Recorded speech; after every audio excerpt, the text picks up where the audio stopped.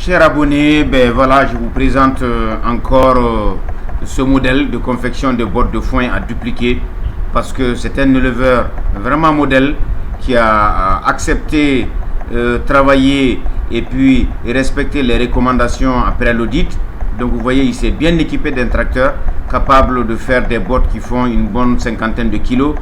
Donc l'alimentation fourragère étant, en tout cas, devra être constituée de au moins 70% de ce qu'une vache consomme par jour. Vous comprenez bien que lorsque vous aviez suffisamment de foin, suffisamment de fourrage, vous êtes tout simplement tranquille. Et la santé de l'animal, la physiologie de l'animal, l'organisme de l'animal ne peut bien fonctionner que lorsque 60% de ce qu'il consomme est en tout cas fait à base d'herbe.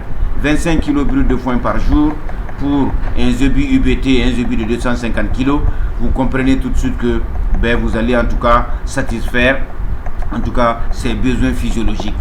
Et au-delà de cela, donc cet exemple pour dire aux gens, faites des bottes. Une vache a besoin de 10 tonnes de fourrage par an, une vache adulte. Donc si l'hivernage vous donne les 5 tonnes ou les 6 tonnes, vous avez besoin de 4 tonnes par tête. Vous comprenez tout ce qu'il faut vraiment en tout cas travailler dans ce sens-là pour pouvoir satisfaire vos besoins, en tout cas pour les ruminants.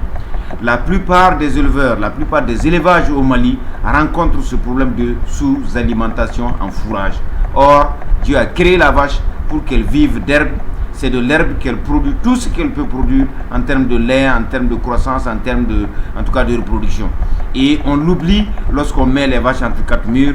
Ensuite, on veut combler le vide par le son, par les tourteaux, par l'aliment bétail ou tout ce que vous voulez. À côté de cette alimentation fourragère, si vous avez du foin à volonté, il y a également des concentrés. Concentré veut dire un aliment qui est riche en énergie, un aliment qui est riche en protéines, un aliment qui est riche également en vitamines et puis en calcium et en phosphore.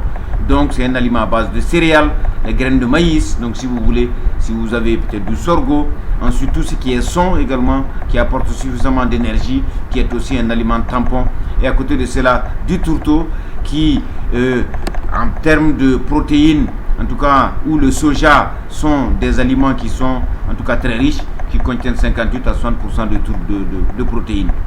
Donc, si vous faites un mélange avec un nutritionniste qui sait calculer un peu cette valeur-là, il va vous produire un concentré qui a au moins une unité fourragère par kilo et au moins 120 à 145 grammes de MAD.